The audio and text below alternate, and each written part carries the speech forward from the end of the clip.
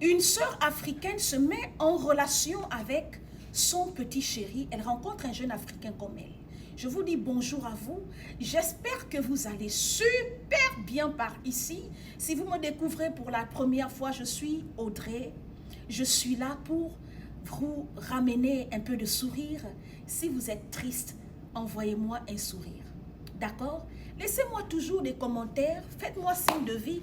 Je poste ici tous les jours. Je vois 10 personnes qui ont vu, qui ont regardé la vidéo. Vous ne dites rien du tout. Ok? Si vous êtes peut-être des gens qui me... Si vous êtes des abonnés de TikTok ou Facebook, faites-moi un petit coucou et tout. Ça me fera aussi plaisir. Ça va m'encourager. Vous voyez une maman comme moi? Regardez, je suis au salon. Je viens de travailler toute la journée. Depuis 6 heures que je suis ici. Il est 19h, 20h moins. Je prends quand même mon temps de faire la vidéo. Encouragez quand même. Hein? Donc, la sœur africaine, elle fait la connaissance de son frère. Ils décident de se mettre en couple ensemble. Mais le jeune gars, il ne parle pas, en fait, de ses péripéties, des challenges qu'il rencontre au niveau des États-Unis, ici. Et la jeune dame me contacte et me dit, Madame Audrey, je suis dans les sérieux problèmes. Donc, j'ai fait la connaissance de ce jeune gars. Quand on s'est mis ensemble, il travaille, moi aussi je travaille. Mais j'ai dû déménager de mon state pour venir nous rejoindre dans ce state. Donc, j'ai juste changé, en fait, comment on appelle ça? C'est-à-dire, comme Amazon, comme il y a Amazon dans tous les states, tu peux quitter d'Amazon d'Alabama pour aller travailler à Amazon d'Atlanta. C'est comme ça qu'elle a déménagé. Et quand elle arrive, un mois passe. Le gars, il ne dit rien du tout. Elle se dit, le gars assume les charges, il paye le loyer et tout. Donc le gars là où il était là, il n'avait pas payé son assurance. Le véhicule, il ne payait pas l'assurance. Donc son driver license, donc son permis de conduire, était déjà invalide. La plaque d'immatriculation de sa voiture, le gars n'a pas changé ça. La maison, le gars n'avait pas payé la maison. Donc il a gaspillé son historique de rente. Les gars, quand vous êtes aux États-Unis ici, les femmes, quand vous n'arrivez pas à payer une facture, appelez le service qui vous permet de bénéficier, par exemple, le Wi-Fi, la maison, l'assurance, l'électricité, de l'eau, appelez le service en question. Dans le cas où c'est un cas de type majeur, appelez le 211, le 211. Quand vous appelez le 211, quel qu'en soit votre statut, même si vous avez le travail, mais vous devez expliquer peut-être que vous avez eu un problème de santé et que tout l'argent est parti dans le problème de santé, ou bien vous avez eu un problème de type familial, tout l'argent est parti là-bas, vous n'avez pas à payer votre loyer. On va vous donner ce qu'on appelle, comment on appelle, une marge, peut-être de quelques semaines ou bien de 1 mois. Mais si vous restez sans rien dire, vous ne payez pas la maison, vous ne payez pas l'assurance, vous ne payez pas, on ne sait pas ce que vous faites avec votre argent. Vous partez travailler tous les jours. Les Africains travaillent en Amérique ici. Ils font les overtime.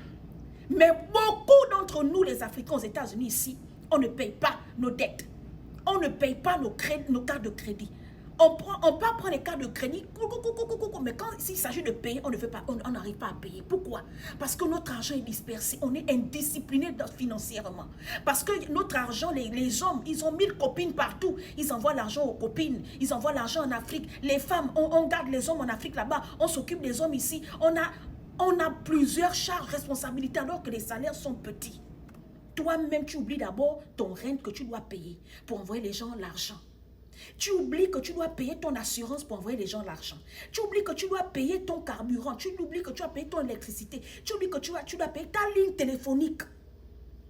Ta ligne téléphonique. Beaucoup d'hommes en Amérique sont irresponsables, les femmes. C'est pour ça que vous les voyez, beaucoup sont célibataires. Beaucoup. Quand vous voyez certaines sœurs africaines là, elles sont célibataires ici là. C'est parce que elles n'ont pas la chance de tomber sur ceux qui sont bons. Parce qu'il y a des frères africains qui sont responsables. Il y a des frères africains qui sont sérieux, qui sont disciplinés dans leur argent. Mais cette catégorie-là, ils sont peu. Parfois, ils sont déjà mariés. Les autres maintenant là, qui vous draguent facilement sur les TikTok, Facebook, Instagram, YouTube. Tous les autres que vous croisez sur les sites de rencontres internet là. Ceux-là. Beaucoup là, c'est des gars irresponsables, les filles. Donc, même si la solitude te dépasse, prends le temps de connaître la vie de la personne avant de prendre tes deux mafunda makoro. Chez nous au Gabon, on dit le funda mafunda makoro. Tes bagages, tes valises. De quitter toute ta vie pour venir t'asseoir dans le foyer. C'est ça que nous, les femmes africaines, on aime le foyer. Mais les filles, ici aux États-Unis, là, on ne fait pas le foyer facilement comme ça. Pourquoi?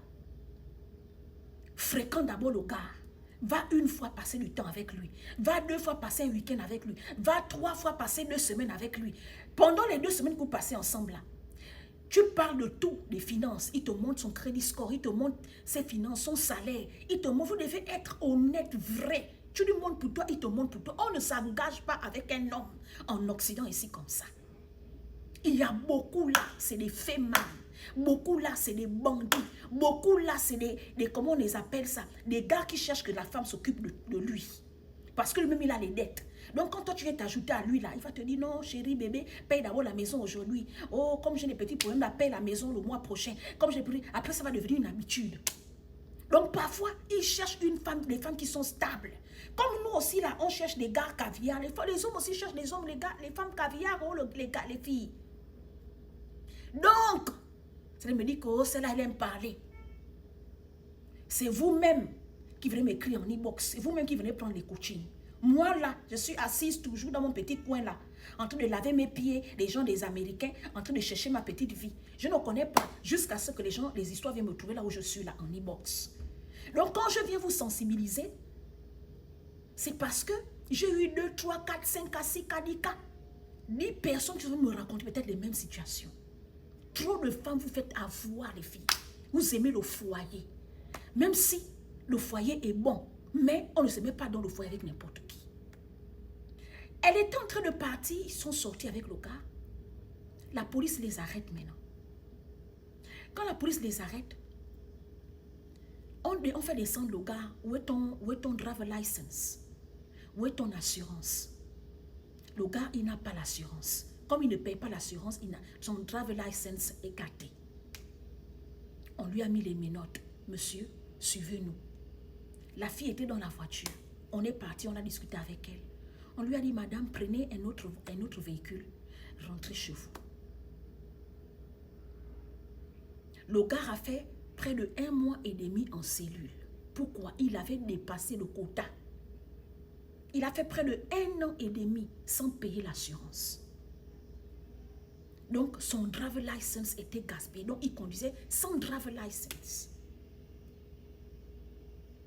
C'est ça. Les comportements lourds de beaucoup de gens ici en Amérique. Vous, quand vous les voyez, vous dites que non, ils sont en Amérique, ils ont réussi la vie. Vous ne connaissez pas ce que les gens disent avec ici. Moi, je me dis, je vous dis honnêtement, moi, nous tous, nous sommes en Amérique, la famille. Si ma vie ne marche pas bien ici, là, je vais rentrer chez moi au Gabon.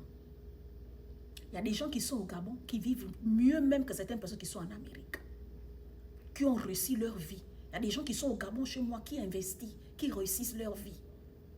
Mais nous, certains Africains, là, quand on a pris l'orgueil, on a mis sur la tête, on se dit non, je ne peux pas rentrer au pays. Non, tu t'en sors pas, tu es en étranger, repars au pays. Au lieu de souffrir comme ça. Ce que vous allez voir, il y a des gens, ils ne vont plus jamais rentrer en Afrique, dans leur pays. Pourquoi?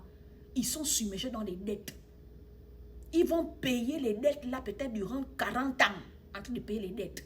Ils terminent de payer la dette là, ils rentrent dans une autre dette. Ils terminent de payer la dette, ils rentrent dans une autre dette. Pourquoi?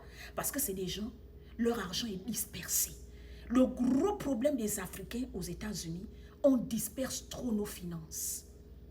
Tu gagnes peu, mais tu as beaucoup, tu investis dans beaucoup de choses alors que tu n'as pas beaucoup d'argent. C'est ce qui nous amène les problèmes de la famille. La jeune fille se retrouve avec un gars, il a gaspillé l'historique de sa maison, il ne payait pas le rent. Il a gaspillé l'historique de son crédit score. Les crédits qu'il a pris pour envoyer les affaires en Afrique pour vendre, il n'arrivait pas à payer. C'est ce qui gaspille souvent les couples. Quand vous voyez les mariages se gâtent ici aux États-Unis aussi, c'est à cause de l'affaire de crédit. La mauvaise gestion financière, c'est ce qui gaspille l'affaire des couples ici.